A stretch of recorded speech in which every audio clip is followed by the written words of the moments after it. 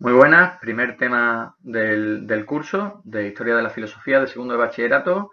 Un tema, bueno, cortito, donde vamos a repasar cosas que ya se vieron en primero de bachillerato, pero que son buena base para ver, sobre todo para introducirnos en el primer autor del temario, para la selectividad de Andalucía, que es Platón, y es inevitable pues, dar un pequeño repaso a cómo fue el origen de la filosofía y sobre todo en el tema 2, en la unidad 2, que veremos a Sócrates y los sofistas. Vale, la filosofía nace en el siglo 7 antes de Cristo en Grecia, ¿vale? Esa Grecia que en aquella época, bueno, pues no era la Grecia que conocemos hoy en día, no era un territorio más amplio, que como veis, pues cogía parte de esas costas que se bañaban en Asia Menor, por el mar Egeo, y donde de hecho muchos de los presocráticos proceden de ahí, ¿no? De zonas como Samos, como Miletos, ¿vale? Y también vemos la región de Macedonia, al norte, etcétera. Vale, tradicionalmente se ha definido la filosofía, ¿no? El nacimiento de la filosofía como el paso del mito al logos. Me gusta siempre también aclarar aquí que obviamente no hubo un tránsito radical en el que de repente todo pasa a ser de religioso, de la explicación religiosa, muere la explicación religiosa y pasamos a la explicación científico-racional o científico-filosófica, ¿no? Parece que hablar del paso del mito al logos es hablar de la muerte de ese mito, y no es así. Vamos a ver cómo en el propio Platón el mito sigue candente, ¿no? Y cómo él utiliza esas figuras míticas como en la alegoría de la caverna, estableciendo distintas analogías muy típicos en los diálogos de Platón, ver por boca de Sócrates cómo se alude a los dioses, ¿no? Y se alude a la genealogía de los dioses y al comportamiento de los dioses. El mito no muere, o sea, la explicación religiosa no muere, no es que no muera en Grecia, es que no ha muerto a día de hoy en el siglo XXI. Pero sí que es verdad que el tránsito se produce, podríamos entenderlo como de un paso de la explicación meramente mítica, meramente religiosa, a que ya haya otra forma explicativa, ¿no? Que va a ser la forma de explicación de la ciencia y la filosofía. No olvidemos que la filosofía es la búsqueda de explicación de la realidad y por lo tanto el nacimiento de la filosofía fue el nacimiento también de la ciencia, ¿vale? Entonces tenemos que entender que este tránsito fue gradual. ¿Por qué? Porque conviven, ¿vale? En la antigua Grecia convivieron, como decimos, el mito y el logos, es decir, la explicación religiosa de los antiguos poetas que lo explicaban todo por medio de los dioses, a ese nacimiento de esas nuevas explicaciones lógicas, ¿vale? Ahora lo que vamos a ver es las causas, ¿por qué se produjo eso? ¿Por qué de repente surge una nueva explicación más allá de la religión, de las explicaciones religiosas? Y entre esas causas, pues tenemos tres. Vamos a ver aquí en un pantallazo las dos primeras, que por cierto estoy notando que aquí hay una errata en la presentación porque viene como uno y uno. Esto tendría que ser obviamente un 2.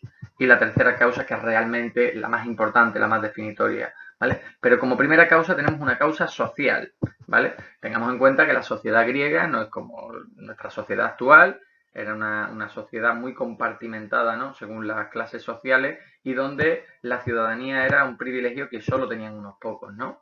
Esos pocos ciudadanos disponían, entre otras cosas, de muchísimo tiempo libre que podían dedicar a cuestiones como el arte, la propia religión, las discusiones políticas, las discusiones morales, y es un hecho que para filosofar, para la filosofía, es necesario que haya tiempo, ¿no? Si estamos con nuestros quehaceres diarios, constantemente con el tiempo consumido, a ver de dónde sacas tiempo para la reflexión. Entonces, ese factor social fue muy importante para el nacimiento de la filosofía. Hay también un factor cultural, ¿vale? Como pone aquí, claro, no existía en esta época un corpus teórico, ¿no? Un conjunto de enseñanzas que, como a día de hoy, nosotros recibimos cuando estamos en la escuela, en el instituto, en los centros de enseñanza, ¿no? Esto es lo que hay que aprender, este es el conocimiento acumulado. Daos cuenta que más bien en esta época lo que había eran distintas visiones sobre, por ejemplo, qué era la naturaleza, o incluso si nos derivamos, vamos a la interpretación de la propia religión, de los propios mitos, tampoco había una interpretación unívoca, ¿no? En el que todos creyesen lo mismo. De hecho, la enseñanza, la educación del hijo por parte de, o sea, los padres elegían cuál era el maestro de sus hijos, que se adaptaba más a los que ellos creían que era la verdad o a aquellos maestros que iban a dar unas mejores enseñanzas a su hijo para la vida. Y elegían entre ese abanico de posibilidades y entregaban, ¿no?, a sus hijos la enseñanza de estos maestros. Esto obviamente pues beneficiaba y produjo que hubiese una discusión, ¿no? Es decir, convivían en una misma sociedad distintas explicaciones y eso obviamente pues beneficiaba el ejercicio filosófico, la discusión filosófica acerca de cuál es la verdad, ¿no? La tuya o la mía. Y ahora pasamos a la última causa, que como os digo es la más importante. Y esta causa es la causa científica. Los griegos fueron grandes navegantes que utilizaban la navegación para el comercio, también para la guerra, y también en esto que se llamaban los viajes formativos, ¿no? Los ciudadanos con ese tiempo libre del que hablábamos antes podían hacer viajes por placer también y por conocer cómo vivían otras culturas. Y en esos viajes tomaron contacto con una ciencia emergente ya como van a ser, por un lado, la matemática egipcia y la astronomía babilónica. ¿Vale? Estas eran unas ciencias puramente prácticas, es decir, tenían un cometido. ¿Vale? Por ejemplo, si vemos aquí en la matemática egipcia, por no mencionar las dos, porque esto ya lo hablamos el año pasado, ¿vale? Pero aquí lo que vemos son a ingenieros egipcios utilizando los anudadores para medir las zonas al margen del Nilo y repartir realmente las parcelas para el cultivo. Daos cuenta de que el pueblo, ¿no?, egipcio vive en el desierto. Entonces las crecidas del Nilo duraban un tiempo, esas tierras estaban irrigadas, tenían agua durante muy poco tiempo al año y tenían que aprovechar al máximo ese tiempo. Entonces, por medio de unos cálculos que hacían con unas cuerdas, repartían a partes iguales el terreno para explotarlo al máximo, poner allí a los trabajadores y explotar al máximo esa tierra durante ese X tiempo, porque eso les tenía que dar la comida pues para todo el año. Es una ciencia, o sea, están haciendo un cálculo matemático, pero si os fijáis, es un cálculo matemático sin fórmulas, sin conocimiento teórico de la matemática, sino en una aplicación puramente práctica, ¿vale? Pero la clave, es decir, ahí es donde está la genialidad del pueblo griego, también fijándose en las cartas astronómicas de los babilonios, la clave la vamos a ver en el siguiente pantallazo. La genialidad, como decimos, del pueblo griego fue dar el salto, ir más allá de lo puramente práctico y llegar al concepto de la ciencia teórica. ¿Por qué? Daos cuenta que lo que teníamos antes era la explicación mítica, la explicación religiosa. Claro, si todo lo que ocurre porque los dioses así lo quieren, si encontramos la explicación de cómo funciona la naturaleza en función a lo que los dioses quieren o desean, si todo es capricho de los dioses, no existe ningún tipo de orden, no existe ningún tipo de regularidad.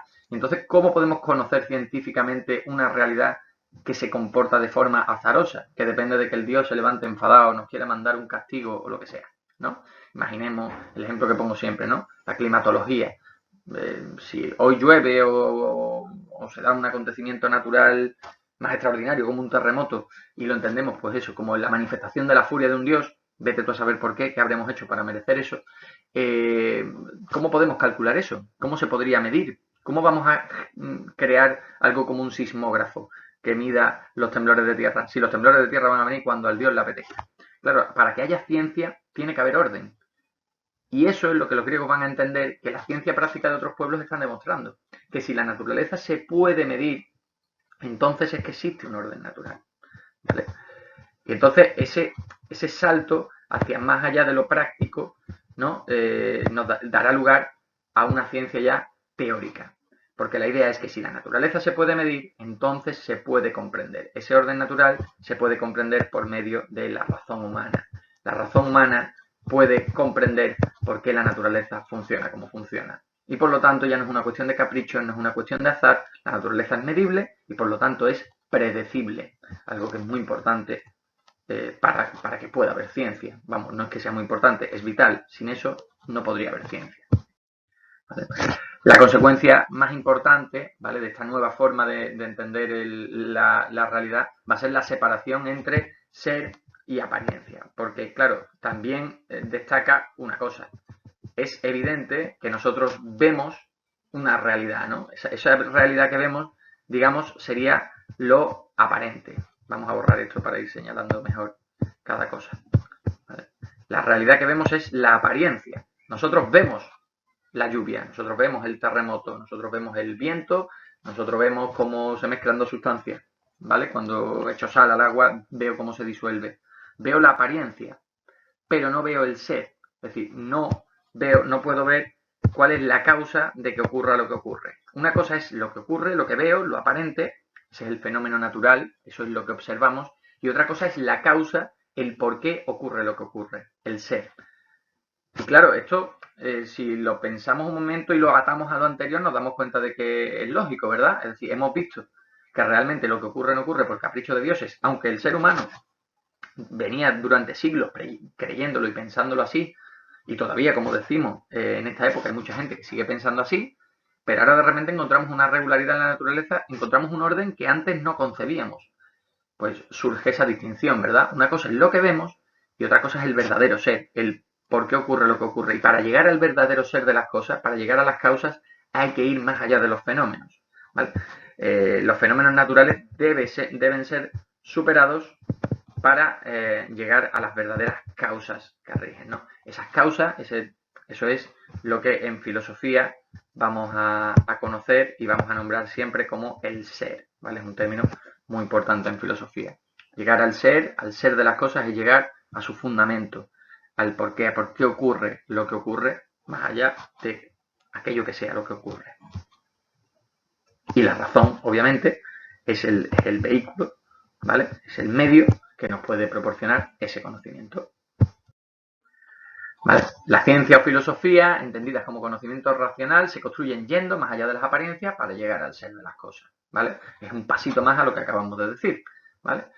Si queréis, lo hacemos rápidamente y vemos el camino. ¿Vale? Tenemos una naturaleza explicada por medio de la religión, del mito. De repente el pueblo griego entra en contacto con la ciencia práctica de otros pueblos y se da cuenta de que la naturaleza tiene un orden, tiene una regularidad. Si tiene un orden y una regularidad, entonces la razón puede llegar a comprender ese orden y por lo tanto predecir por qué ocurre lo que ocurre. Esto marca, como hemos dicho, la distinción entre ser y apariencia, porque lo que ocurre es lo aparente, pero la razón me tiene que llevar hasta las primeras causas, hasta el ser de lo que ocurre, y generamos por lo tanto un nuevo tipo de conocimiento, ¿vale? Como va a ser la ciencia o la filosofía como explicación racional. Es un conocimiento racional, el logos, ¿no? O razón, para los griegos, que me permita llegar hasta el ser de las cosas. ¿Vale? Vale, esto tuvo unos artífices concretos, que ya los vimos también en primero de bachillerato, los presocráticos. Hicimos un listado de los presocráticos, los agrupamos por escuela, vimos de dónde venían, cuál fue el primer principio que buscaron, y este año no nos vamos a detener tanto en ninguno de ellos. Baste con decir que estos primeros filósofos, en esa búsqueda del orden natural, pues claro, todo orden tiene que tener un principio, ¿no? Tenemos un orden de 1, 2, 3, 4, 5, acabamos en el 10. Si desde el 10 fuésemos buscando el fundamento, desde dónde hemos partido, pues iríamos hacia atrás, ¿no? 10, 9, 8, 7, 6, hasta llegar a la unidad, ¿vale? Tiene que haber un principio. Si hay un orden en la naturaleza, yo me tengo que remontar en ese orden hasta su principio explicativo. Eso es lo que los presocráticos, uy, qué recta más poco recta he hecho aquí, eso es lo que los presocráticos van a llamar el arjé. ¿Vale? Que podéis ver escrito de distintas formas, al castellanizarlo, bueno, al escribirlo con nuestro alfabeto, a veces aparece como arqué con K y H, a veces como arché con che, ¿vale? O arjé con J, vemos aquí, el arjé de la fisis. Entendiendo, y aquí a lo mejor no lo he dicho yo lo suficiente, que cuando hablamos de fisis estamos hablando de realidad, estamos hablando de realidad natural, de realidad física. Entonces, si nos remontamos en el orden natural de la fisis, ¿no? Llegaremos a ese arjé, a ese primer principio que explicaría por qué la naturaleza es como es, ¿no? Y encontrar ese principio, pues obviamente no daría mucha explicación de por qué la naturaleza se comporta como se comporta.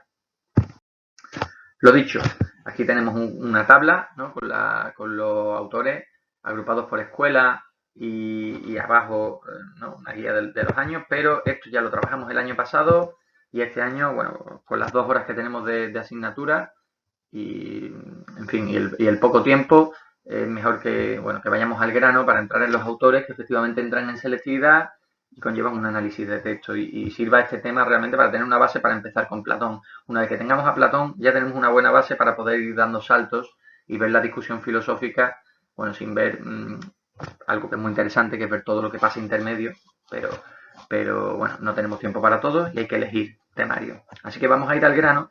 ¿Cómo? Centrándonos en dos autores que vimos el curso pasado también con detenimiento en el tema de metafísica y que este año vamos a repasar, ¿vale? Muy, muy rápidamente.